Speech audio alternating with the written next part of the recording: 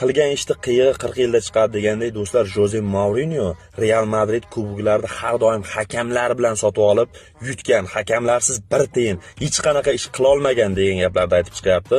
Bu Joze Mourinyoning gapi, meni gapim emas.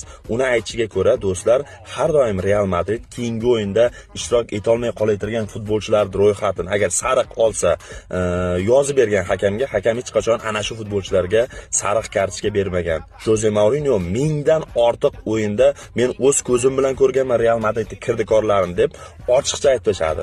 Ochiqcha tanqid qilishadi. Sizlar afsona sifatida ko'rgan o'sha Joze Mourinyo ochiqcha aytishadi.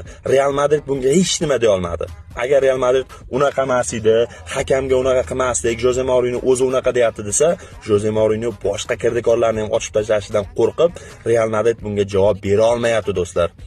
Mana do'stlar, Real Madridda haqiqiy kuchi hakamlarsiz bir tiyin ekanligini Joze Mourinyoning o'zi aytayapti. Halol nima, harom nima, o'sha narsalar bilasizlar. Real Madridda o'yinni harom nimaligini bilish uchun ham ko'rish kerak ekan do'stlar. Ko'ringlar.